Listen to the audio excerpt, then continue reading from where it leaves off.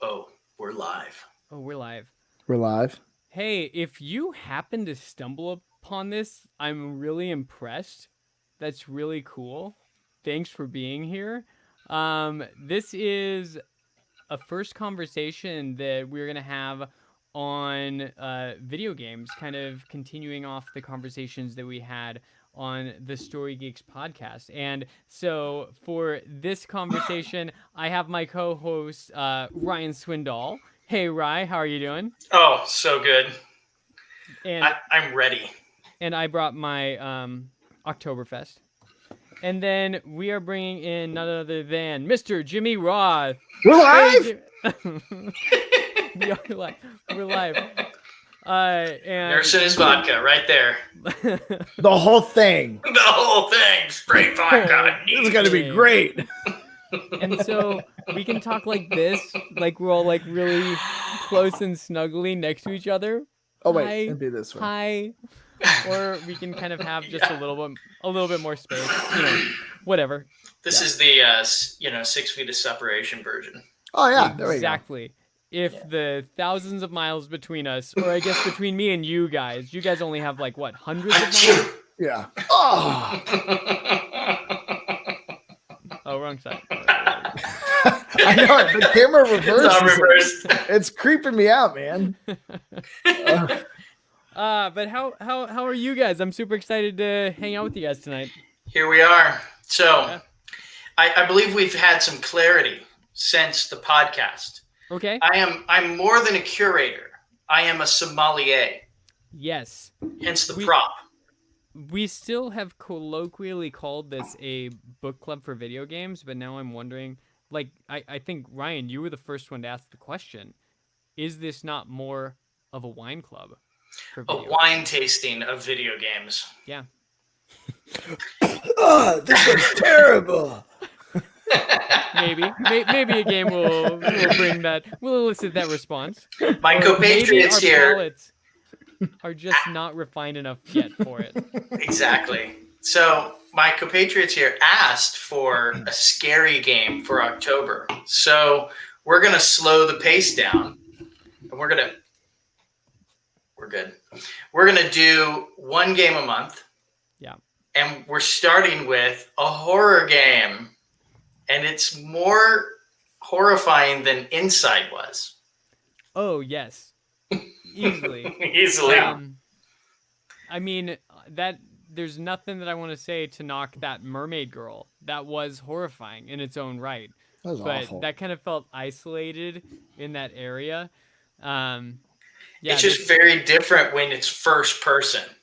Well, it is. And when you're thrust into, I'm going to say, an entire environment where Inside is the same way in a sense, but like the threats are like everywhere. Mm-hmm. And way more terrifying. Yeah, you got us good on this one. Nice wine choice, Ryan.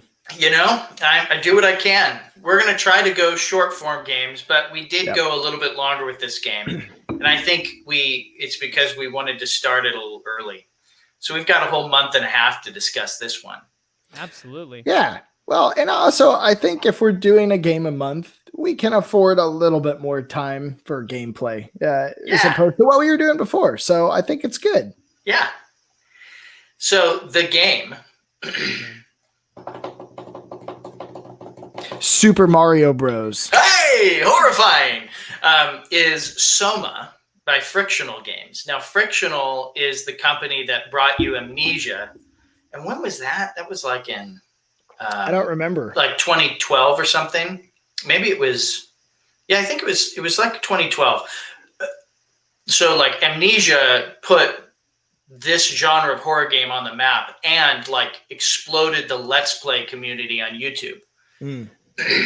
It was a phenomenally successful game. And, there were just a lot of people who were sitting in, their homes streaming the game and recording their, reactions to it in real time. They're this little postage stamp, huddled over a mic and, and like screaming because things are jumping out and attacking them and they don't know what's going on. So Frictional's great because they just did this like Lovecraftian thing with Amnesia, and it was a very by the numbers game in some ways. And then they decided to super push themselves with their next game and get philosophical with their horror to not only freak you out because things, are stalking you and jumping out at you, but also to make you scared to go to sleep at night because you're not sure if you're really human. That kind of horror. The best kind. The cuddly kind. Golly. I had a conversation with my wife about, okay, so there's this question called the Ship of Theseus. And the idea is, okay, so Theseus had a ship. It's being put on display. And every now and then they replace a piece that rots due to weather, water, use, whatever. Right. And there's like 4 or 5 levels to this question, but it starts with just like, as the pieces are being replaced, when is it no longer the ship of Theseus? When is it no longer the original ship? Yeah. Yeah. Is it after the first piece is replaced, or the second, or the third, or is it the very last piece? And then it gets weirder when it's like, okay, but they also kept all the old pieces, so they can rebuild the ship of Theseus somewhere else. Are they both the ship of Theseus? What's going on? And so, that's just, it's an interesting question. It's an interesting philosophical quandary, but it becomes really weird and really present when you start talking about robotics and prosthetics and things like that, specifically in relation to this game, because I don't think that there's anything in our world that is this gray of a line right now. But yet. Just asking the question, yeah, exactly, yet. Where is the line? What does this even mean? So, the biggest question that this game asks is just like, okay, so if someone's memory and personality is scanned into a disc, what is that? Is that just a file of videos, that kind of code can play themselves, right? Or is that the person? Mm-hmm. So spoiler alert. Yeah. I actually wrote a book about this. Oh my gosh. About this game? You're obsessed, man. It is a little bit funny, but like Soma would have been an inspiration for this book. Yeah, it's definitely not as cheerful as that book. Right. I have your first book that is not about that. And I don't have a book. I have my daughter's Lego castle. I just wanted to be included. Piece by piece, right? Right. When is it no longer your daughter's Lego castle? It's funny you say that. Have you guys ever watched or heard of this show on Netflix called Dark? I've heard of it. I haven't watched it yet. So I won't get too deep into it, but there is a time element to it. It's an incredible sci-fi show, but there is a moment where they brought up the analogy of this little boy was confused, and spoiler alert, he had traveled through time to a different age, and he kept saying, I just want to wake up. And he gave an example of, I think it was like a little girl who dreamed that she was a butterfly. But then when she woke up, she started to wonder if she was still a person who dreamed she was a butterfly, or if she was a butterfly. And I hate it when that happens. Yeah, exactly. Right. But it starts, but what I took away from it was like, oh man, you can start to get in this cycle of like, am I dreaming? Have I always been in this timeline? It's the Inception thing. Absolutely. And so then you start playing this game and you start to wonder like, oh, am I actually me, or am I playing as like a digital backup of my mind implanted onto a computer? Like, oh my gosh. It's like a simulation theory kind of thing. This is Yeah, this is the classic philosophical question of personal identity. How we are to make sense of the fact that we feel like one unified person. But then when you kind of start, getting into the nitty gritty of what it means to be a conscious person, all of a sudden strange things happen. There's the whole like, left eye, right eye thing, experiments that they did where they like patients who had like severed their cortex, such that the left side and the right side like couldn't communicate with each other. They could actually show things to one side of their brain, like words, and they wouldn't know they were being shown those words. Holy cow. But then when faced with a bunch of objects on the table, they would like pick up the object that like was the word that they had seen. And then they were asking these patients, well, why did you pick up that object? And then they would invent a story for why they selected that object. That's and nuts. their mind is filling in the blanks. The right side of their brain is filling in for what their left side can't communicate. It's nuts. And that kind of stuff is kind of how we are fearfully, wonderfully made, right? Yeah. This is great. No. This game leans into the fearful. Yeah, it does. Part of that. And every church leans into the wonderfully made. Oh, yeah. Right. Sunday school did not prepare me for this. Come on.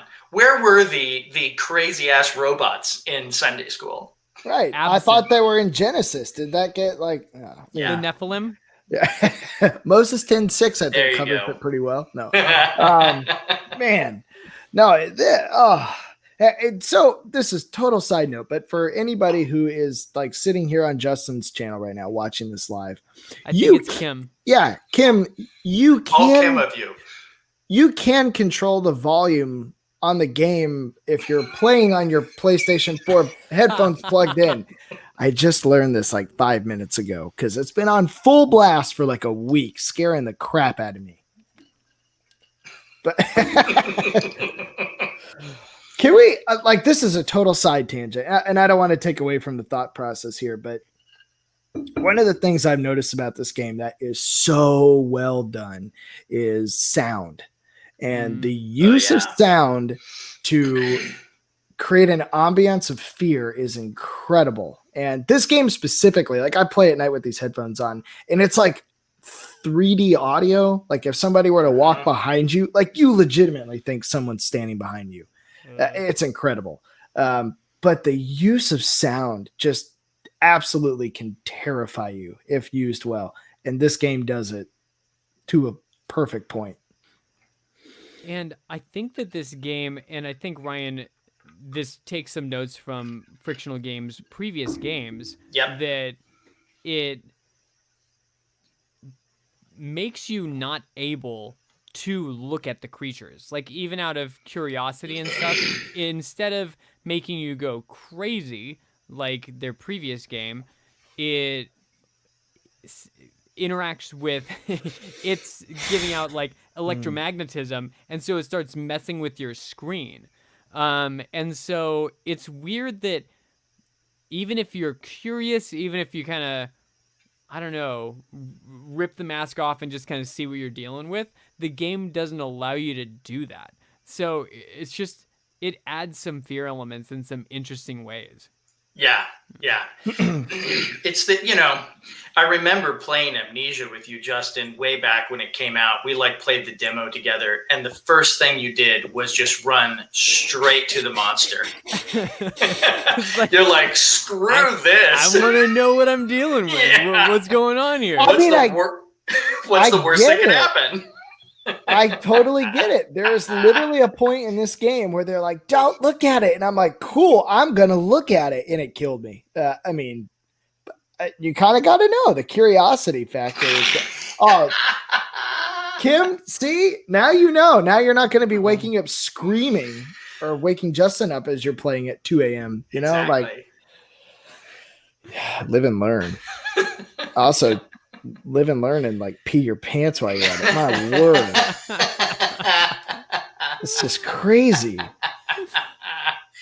I was playing sitting next to Kim, and she's not watching because she doesn't really like horror. So I'm trying to keep it cool, but I'm like, I'm literally sweating playing this game. And there was this piece that I had to replay like 5 times because I could not remember which way to run, so I had to go map out the halls. Yeah, I'd literally have to stand up and shake off like after every single time just to like get the angst out of me. Oh, It's yeah. one of those moments where like you'll get this close to making it where you're supposed to go. And like there's a level, I think it's kind of early on. It's in the thermal reactor room. Oh, yeah. I spent all this time, and by the way, I have real good practice at throwing objects because I spent 15 minutes in the apartment. I couldn't even get out of the first spawn point. I couldn't leave there, and they teach you how to like all the mechanics of here's how you pick something up, here's how you open the door. It's the real horror, being trapped in your apartment forever.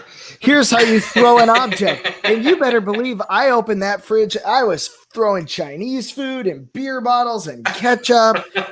So I'm good at throwing objects, but I got to this level where you're in this like thermal reactor room, and it's like your first encounter and your first experience of like distracting it so you can run over here. And I was throwing all this stuff, and I was so proud when I made it to the staircase. And then I looked up and I was like, there's like a door closed and steam blowing, and I have to go turn a valve off right where it's standing. So I spent like 10 minutes. I don't know. And then I died. It's one of those things where like you can get that close and then realize you're not that close at all. Yeah. And you'll be sweating with a heart rate of 200 beats a minute.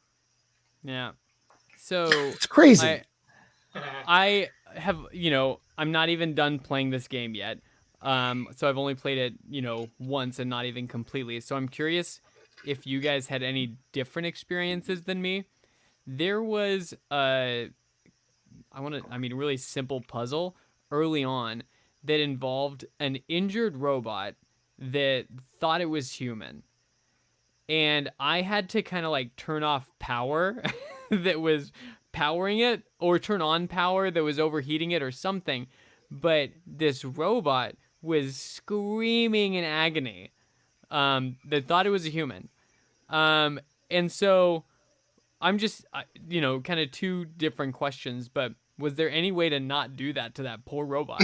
And then, is there, like, what are you guys' thoughts on, again, if we're trying to take this into a realm of morality, like, are you torturing a living thing, or is that just, an iPhone, it's just Siri that's talking, it's just so very convincing that it thinks it's a person. So, if it's Siri, I will kill Siri in 2 seconds. I have no love lost. You're over it.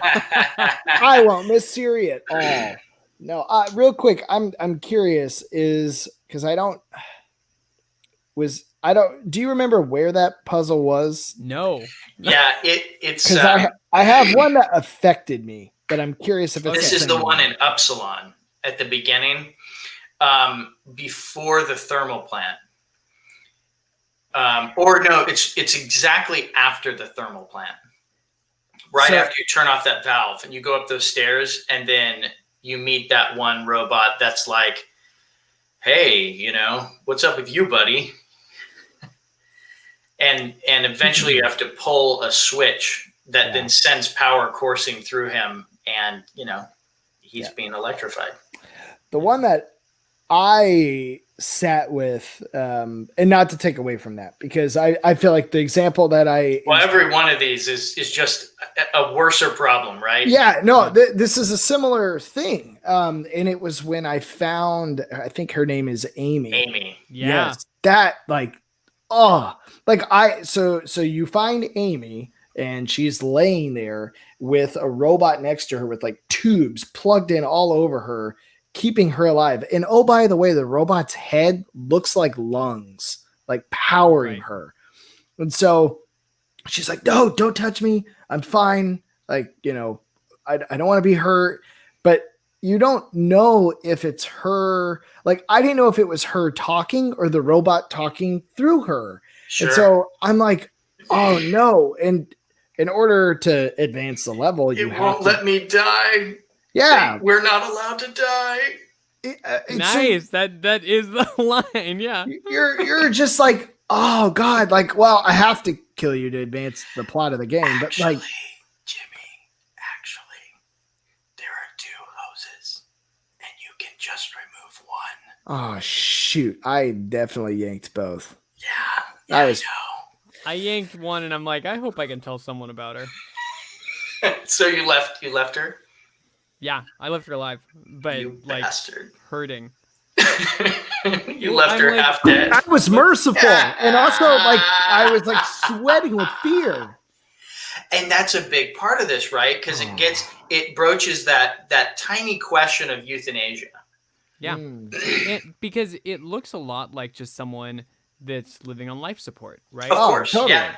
But then there's a weird different element to it because it's not just Well, blood and food and air being pumped into her, but it's like oil, and it's whatever the WoW is made out of. well, and also the life support robots don't talk in real Right. life. These I genuinely was like, I don't know if this is her or the robot. I'm completely confused, and it was a weird moment. And then, of course, now that I know I could have kept her alive, but was that any better? I don't know.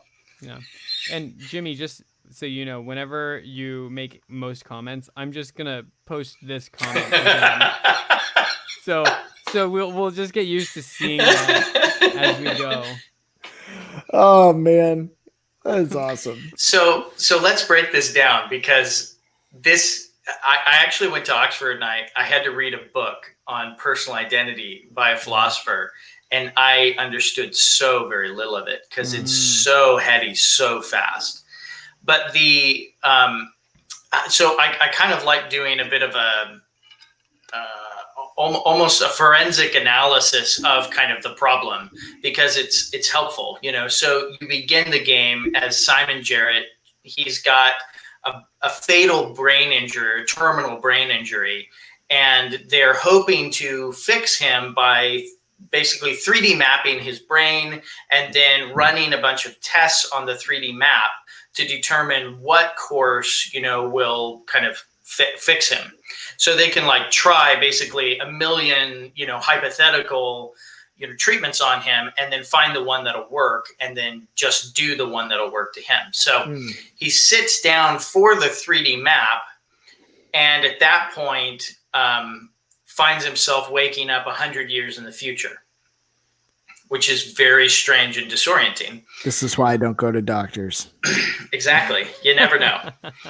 Just kidding. I go to doctors all the time. So the apart from the weirdness of that and the monsters that you find there's the first big reveal happens in the comm center when the whole place starts crashing and the water is rushing the place, and you're like, oh, I'm dead. Because you've seen your hands several times. You look at them and they're made of flesh. And then all of a sudden the water rushes in, it cuts to black, and you hear yourself breathing in a diving suit. And you see your hands come back up and they and all of a sudden they're like inside of a diving suit. And you're like, okay. He doesn't understand that.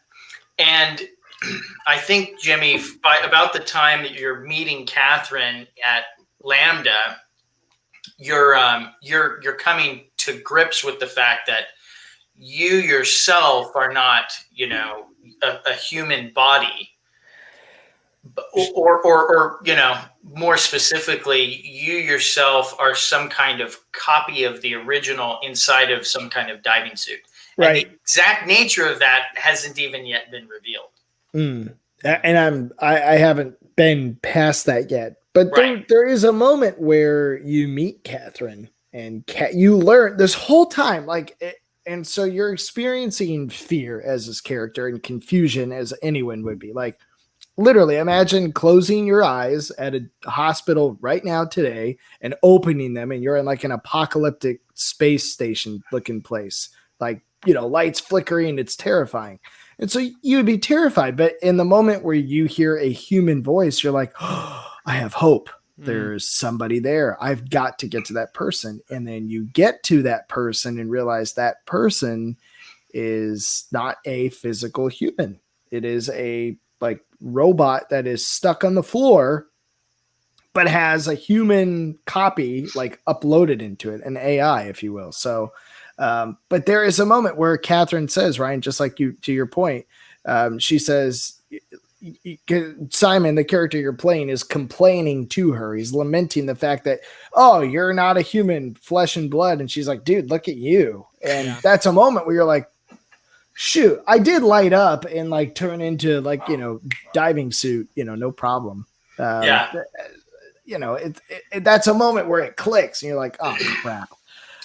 So the big conceit of this premise is that like the brain, which is composed of, organic matter, specifically neurons, and, has a low grade kind of current running through it. And, it's this materialistic idea that we are the product of our brain, or that our conscious experience emerges out of, the operation of our brain, which is, again, it's very materialistic. It's not a dualism where I'm a soul inhabiting a brain or a body, but rather like my brain is at the foundational level, and then kind of sitting on top of that is my consciousness. And so they start with that kind of materialistic premise, which is pretty popular, understanding of kind of what, human nature is.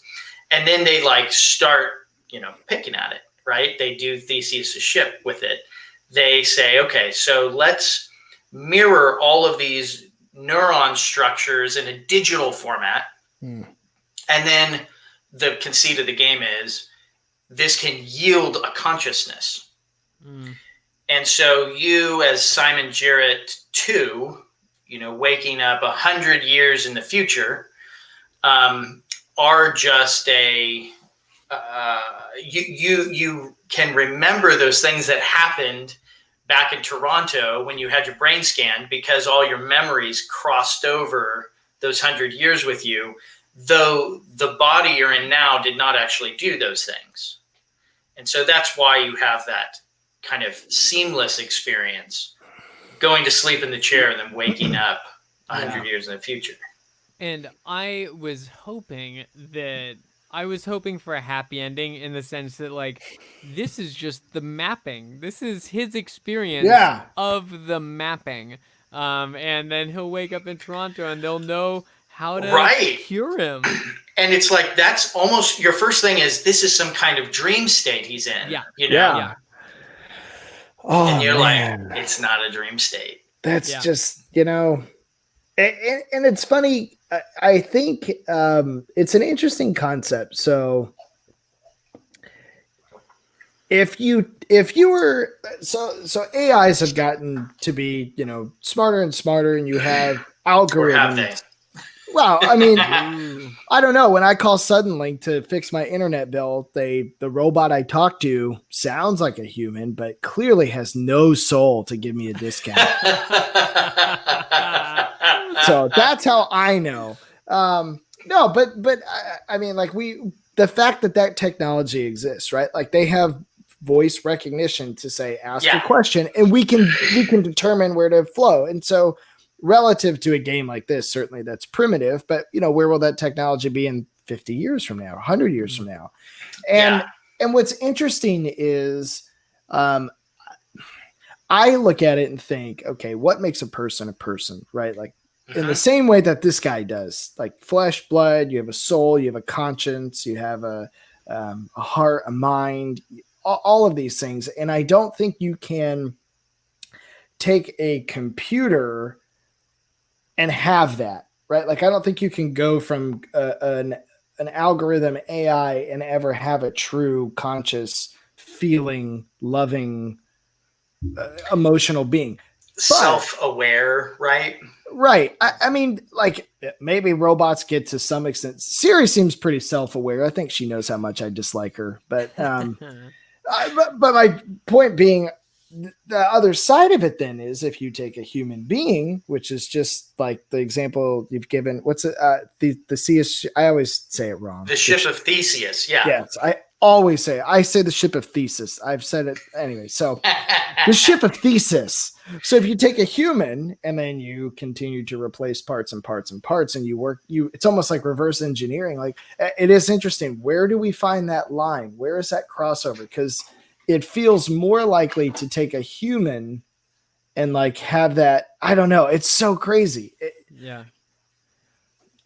So it's interesting because I had that thought as I realized when and literally it was within the last 24 hours where I got to that point. I was like, oh, that scan was to probably like map his brain copy. And here I am living out, here we are all these years into the future. The old original version of him that I played is, long in the past. But that connect didn't literally come until like a day or so ago. So there's this weird thing about being conscious where you feel like you have some control over your body, right? You have some manner of control. Yeah. Even if you want to use it to hit yourself, you can do that. Right. And the thing about mechanics is that they're very deterministic. Yes. So, outputs follow inputs. And you can't get things on the outputs that your inputs didn't put in. Now, quantum mechanics throws a wrench in this, but I don't know. I don't know quite enough about things to tell you that, there isn't something quantum happening in our brain. But all that to say, where it breaks down for me is you can't say that a software program, which I've done plenty of programming, right? I understand that like these programs just execute ones and zeros type code that then you can program it to have the veneer of humanness, the facade of like inflection on, Siri, or, a kind of like thoughtful flowchart of responses in a answering system. But at the end of the day, like they're deterministic systems. At some point you run up against their end, they can no longer learn or do anything. And I think artificial intelligence researchers have been attempting to like create a learning environment. And in fact, I even heard of studies where they like spread rat neurons, onto electronics in a way to create kind of a quasi, thing. Where did you say they put on electronics? Rat neurons. Okay, got it. Brains of rats. Yeah. So I will take a rat brain any day over Siri. Careful what you wish for. I know, I'm just messing. You didn't know that your iPhone has rat neurons in it? But rat brains, do either of you guys watch Rick and Morty? No. I have seen quite a few. I haven't followed I'm not caught up fully or anything, but it's a very fun show. But you've seen the Pickle Rick episode? Yes. Rat neurons. I know. Yeah. Well, can happen. That's, this is where it comes from, right? This idea that from Rick and Morty, right?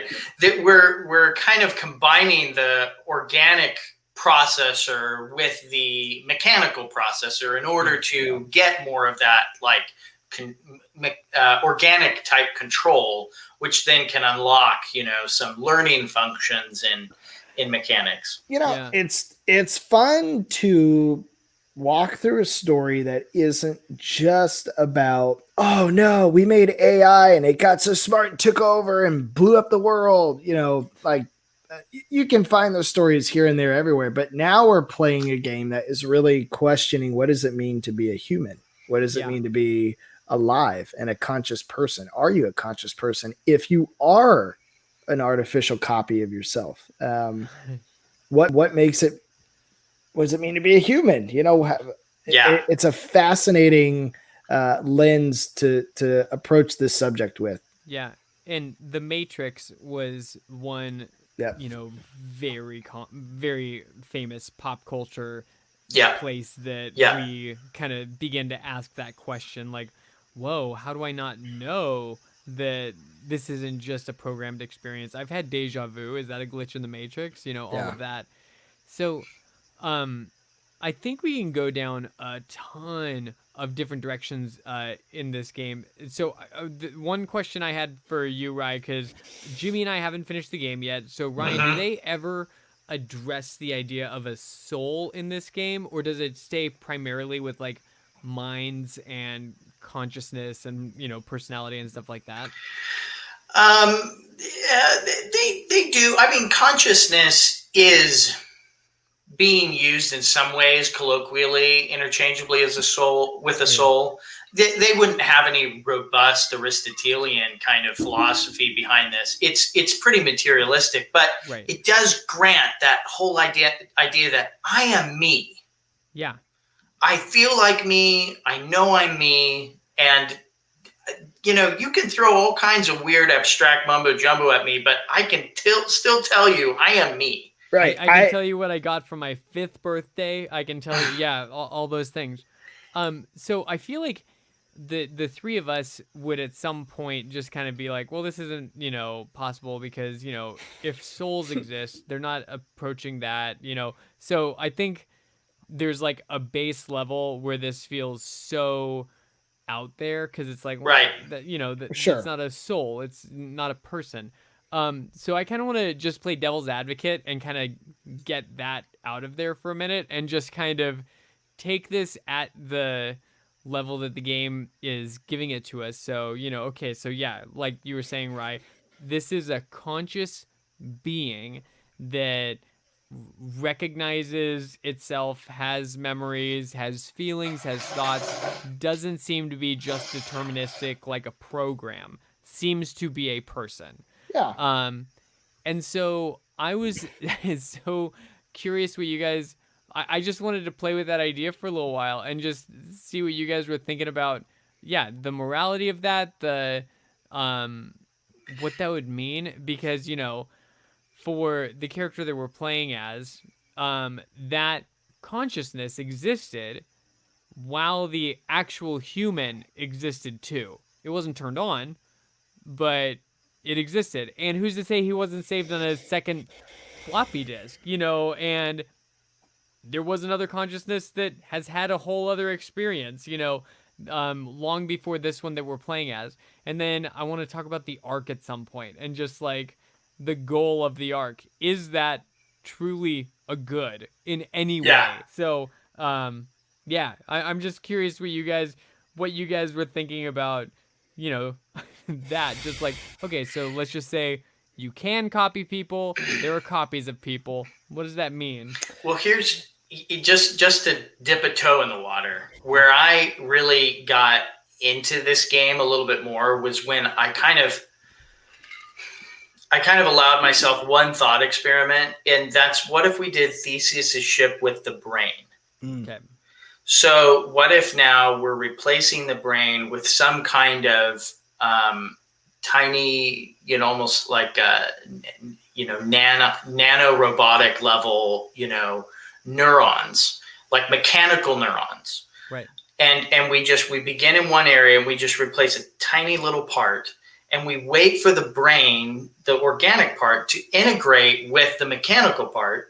So the mechanical part just starts operating under the kind of unity of the brain You and the basically mind. fool the brain as you're replacing parts. Yeah, but you would go like one stage at a time, so not very quickly, not all at once, and eventually you'd make your way through half of the brain, but the goal would be to preserve a purity of a conscious experience, so that from your standpoint, you still feel like you have your brain and nothing's changed, except that now some parts of it maybe are working better. Yeah. But they're still working, and they're working under your control. Mm. And so it's like a cheat code. In some ways, it's like hacking or unlocking, like, a processor level, like implanting a calculator in your brain or something. I don't know. This is, again, very theoretical, but it's also something that is conceivable. Yeah, because you think if there was a scientist that said, hey, this is the cure for Alzheimer's and dementia, just a little chip that, helps maintain the connections and Mechanical neurons. yeah. I think people would be all about it because that's, Like a such a mechanical horrible arm. thing. Right, Yeah. exactly. It's Right. it's solving an illness. It's solving a condition. But then that's where the fun of this game and this thought process goes is like, okay, so are you still okay with step 2 and 3 and 4? Right. How far do you go with this? And what does So- that mean? So if you're able to translate an organic brain into a mechanical one, then you have the problem, Right. as the game presents it, because you could manufacture a second mechanical brain that is exactly like the one you just made. And all it takes is a little current of electricity to turn it on, at which point it's going to start operating like a copy of, the brain you have. Yeah. Right. And at that point, it's got its, in theory, own mind. So Yeah. it's capable of doing. Well, okay. I have to say, the one thing I thought about is what would it look like if we did have all of these, AI copies running around. And so as you talk about the art, and I'm jumping ahead, so I don't want to, we'll come back to this side. I don't want to lose this. This is really good. But the Ark, is it a good idea?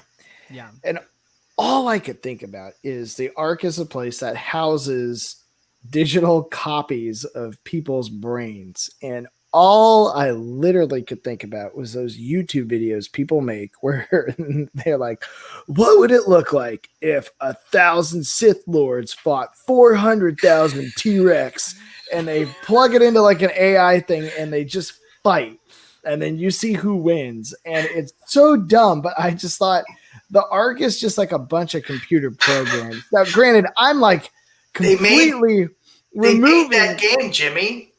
I think it's called Totally Accurate Battle Simulator. That's what I mean. Like, get online. There's those videos I'm talking about exist. They're like 200 Roman soldiers versus 1,000 raptors. Like, people come up with the most awesome stuff to fight, and you can sit there and literally watch an hour-long fight of this. But that is what I picture happening on the Ark. Is like these computers are like, that's it. Factions form, and no. So I'm totally oversimplifying it, because at that point, Yeah.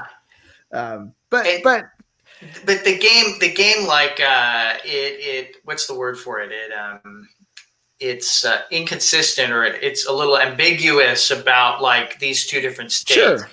Because there's this whole idea of the mechanical brain that like mimics what the brain does. And then there's this whole idea of like a digital copy that exists as data that then runs in a simulation that is apart from like, they're the mechanics don't have any organic analogs. What's I think of this scene often. It's in the second Captain America movie, The Winter Soldier, and there's a scene where he goes into a bunker and he flips all the light switches on, and he finds an old villain from like his time in the 40s, Zola, who had found a way to like take his brain and stick it on like these old analog computer, the literal entire bunker made up his mind. And like his face was this old green, like glitchy looking thing. But it was like that movie's attempt to explain, like, he found a way to do the first copy of a brain onto a computer. And I'm sitting there thinking, like,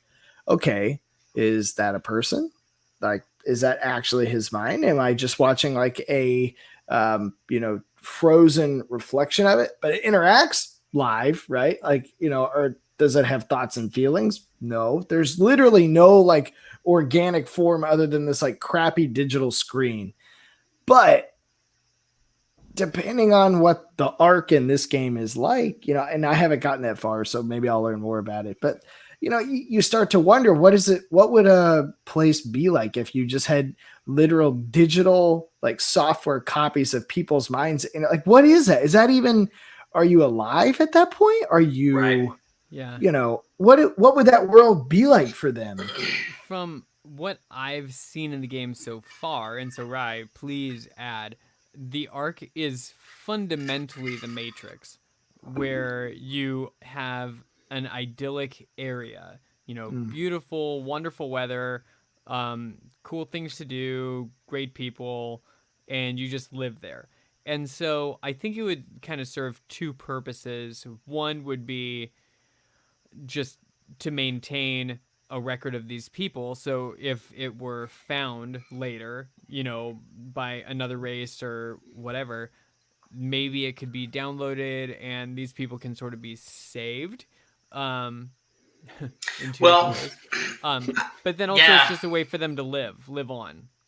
Yeah, it's a great question. And I don't know if you guys have watched any Black Mirror. There's a classic episode that explores this very idea about whether an afterlife state can exist digitally. And that is the whole presumption of the Ark. And, as Christians, our eschatology, our whole idea of what it means to be in an afterlife is often very poorly explored. Like we don't think about it at all.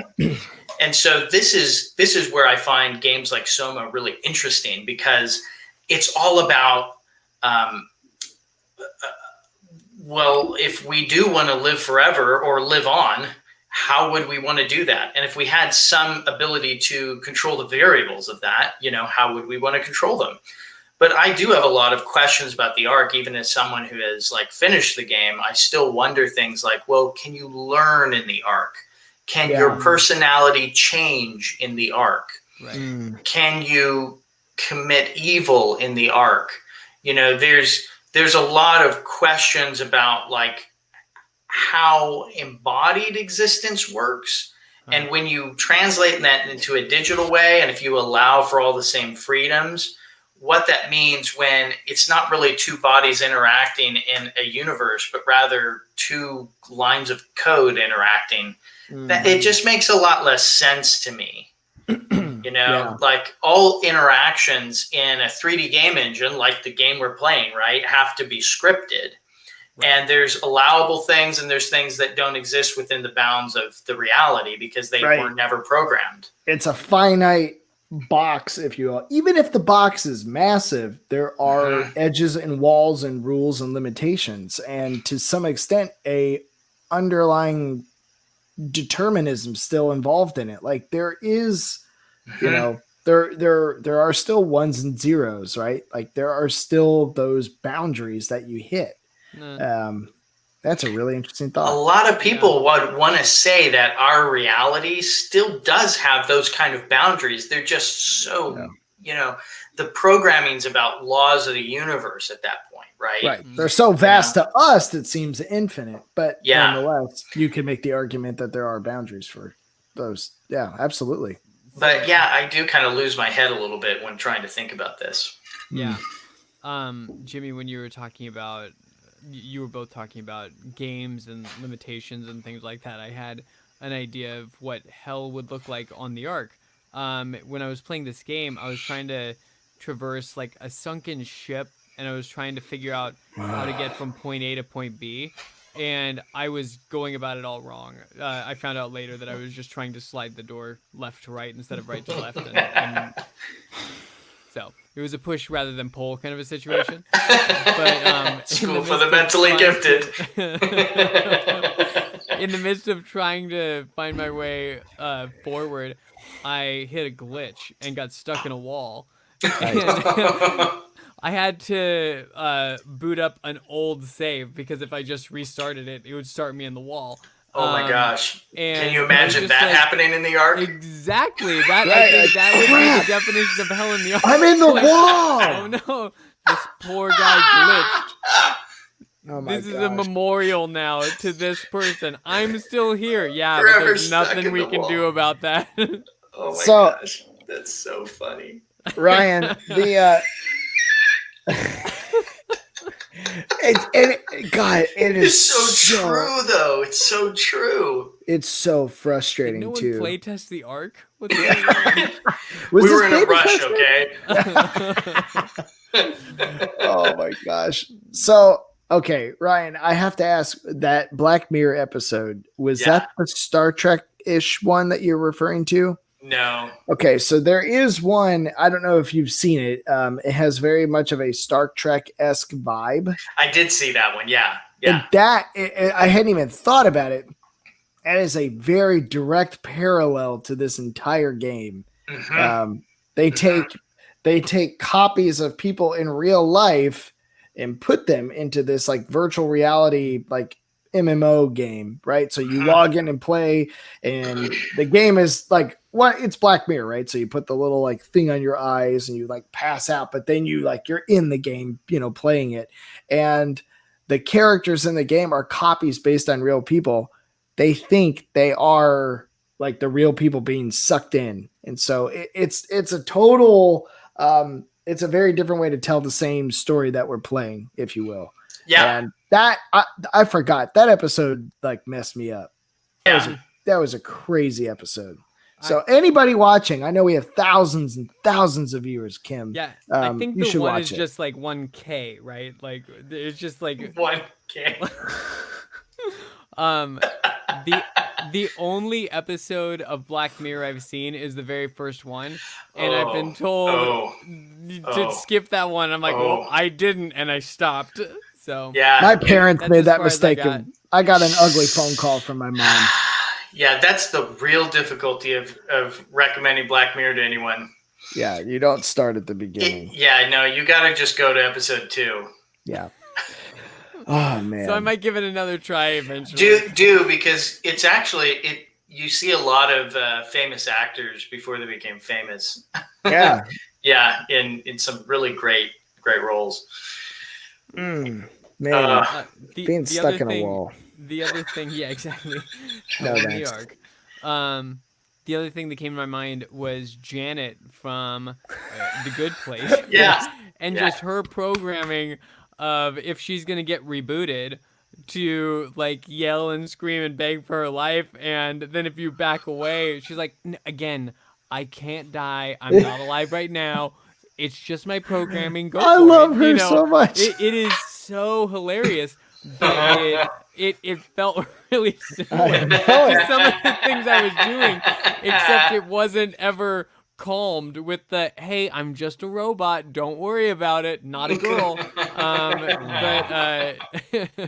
I should have played this game in safe mode,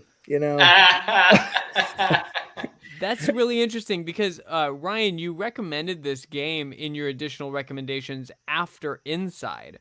And you made that comment that there was a way to take out some of the horror. And safe mode, it just takes the power away from the monsters. And that's very interesting to me that you can walk through knowing as the character, as the player, I can't die. So I might be startled, I might be really off-put, but or anxious, I can't die. But... Yeah. It was, I think, a concession on the part of the developers. And a rightful critique of the game is that like the scary elements of the game and the like science fiction elements of the game are really tending in two different directions. The elements that are scaring you are trying to get you to rush through the scenes, and the science fiction is trying to get you to stay and contemplate. It's a neat thought. I obviously am not playing in safe mode. I'm getting too terrified as I work through it. But that being said, I the fact that it existed told me, hey, if you wanted to remove that, that's fine. We have a story we really want you to experience nonetheless. So that in and of itself is kind of a testament to what they've created. Like it's worth working through it. Even if you want to take the horror out, that's fine. It totally adds to the experience. Like you should do it just because it really is an immersive feeling to it. But nonetheless, you will walk away contemplating these same thoughts regardless. And that's the message I think they want to send. Yeah. Yeah. You think of, one of the big critiques with a lot of horror movies is it's, all jump scares. Yeah. And so they're saying, okay, we're going to take your personal stakes away. We're going to takes some of the jump scares away. And it's, Right. yeah, like you're saying, Jimmy, it's still absolutely worth the whole experience. Oh, for sure. But it is crazy to play that game and stop and actually think. Like I Ryan, I play all my games that you recommend like blind and just full force steam ahead. I don't know what they're about. I just go for it. I never know what I'm going to get out of it, and that's the best part. And so going into right, like I thought this was a white wine. It's a red one. Thanks, dude. It's a red one. Yeah, it's a very red one. And it's one of those experiences though where you're playing through a horror game, not expecting to be thinking about, hey, what does it mean to be a human? You know, what does it mean to be alive? What does it mean to be What kind of horror sentient? do you guys watch? Right. The best kind of horror asks these questions. I mean, like Halloween H2O is like the best movie. No, I'm just kidding. Sharknado. Sharknado is what it means to be alive. I will still never forget. Gosh, the name escapes me. I'm just drawing a blank. The guy who made those movies was so proud to boast that he cranked out a Sharknado trilogy faster than Star Wars made a sequel. And I was like, good bragging rights. All right, buddy. All right. Like you do you. That's one way to look at it. Right. Oh my goodness. So no, this is a good game to let it marinate. Think it through, you know? Yeah. What does that mean? And Jimmy and I haven't finished it yet, so we'll get more time to marinate and chat on it. And did you watch any of the miniseries? Yeah. What do you mean the miniseries? Okay, so on YouTube, there's a series of videos, eight video short films that were like, are based on this whole thing. It acts as like a parallel story that happens like before the events of. Oh, okay, of the perfect. game. I was gonna say I was hoping it was like security cam footage of me just like dragging robots down the hallway. You know. Okay, I'll have to check that out. That's awesome. Yeah, it's really fun. It made it a psychological thriller, and it was set, before, in between where the game is, after the brain scan happens, but before you wake up. And it was a slow descent into chaos. And it was super unsettling. And, again, asks those questions of like, how far is too far? What is, what's okay, what's not okay? When did this become no longer a human? And then there's just, and then it also doesn't feel the need to clarify some things. So it just throws some things at you and it's like, all right. I do know that I don't like the WoW. And that stands for Warden Augmented. What does that stand for? Does anyone know? I have no idea, actually. I don't know what you're talking about. WAU. Wow. Yeah, WAU. Wow. Like, it was interesting because it clarified right near where I am in the game. It clarified that the WoW is not a person; it's like a cancer. And I'm like, cool. I hate cancer, so right. I can fight this. I have no qualms with fighting cancer. And so I watched those videos thinking of that, and it was just like, oh, they're ingesting this, and it's like, oh, it's just really icky and weird. Yeah, it's all body horror, Yeah. Yeah, it's this idea, and it's so cool. Even in the very first level, you come across this little flyer for the black boxes, which are these little capsule-like things that they've implanted, in the back of the brainstem. That just like records some aspects of your memory and conscious experience so that they can like adjust the temperature in the room to like be better suited to your atmospheric needs. It's totally innocuous, right? But these black boxes become like the center of, the WoW's, interference in certain areas. Interesting. And it's really interesting because, you think about how we all have like phones and, what we rely on our phones for. I don't. I'm anti-phone. I'm just kidding. I'm sure you are. Fucking jury, I hate this. You know, I live on that thing. we kind of like the digital assistant idea. You know, the phone is giving us information that we wouldn't have been able to remember, or you know, it's getting us connected to things we wouldn't have otherwise been connected with, and this like extension of capacities that we wouldn't natively have. Then we come to rely on it for everything. And that like subservience to an artificial intelligence is, I think, the whole idea behind the WoW here. Like the WoW is just merely trying to keep everyone comfortable, you know, in the underwater, you know, research facility. And it's after the apocalypse on the surface, when now humanity is wiped out and all that remains are the people in these little underwater, you know, research stations. Now the WoW's whole purpose to preserve and keep comfortable the residents takes on a strange bent. I don't know if you guys ever saw the movie Eagle Eye. Yeah, it's kind of a exactly. Yeah. And Mick you know, G directed that. who? Mick G. Okay. Yeah, same I guy don't know that him. directed Disturbia. All right. I was a Shia LaBeouf fan back then. Yeah. The artificial intelligence in that movie like takes on this kind of augmented, you know, mission based on their original programming, because the variables, the context has changed. Right. And so in this sense, the WoW is just executing their program, but now it's become horrifying because the apocalypse has happened. Right. The context changed. And so, to Amy's point, it's not letting them die. Yeah, it's not letting me die. And so, it's achieving a kind of purpose.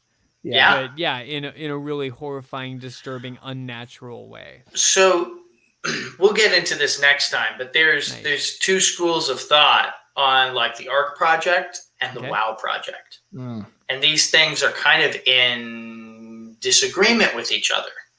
And some players of the game have really come to the defense of the WoW project. And against the ARC project. Maybe it's because they're afraid they're going to get stuck in a wall. For an eternity. Of course, now Amy really was stuck in a wall.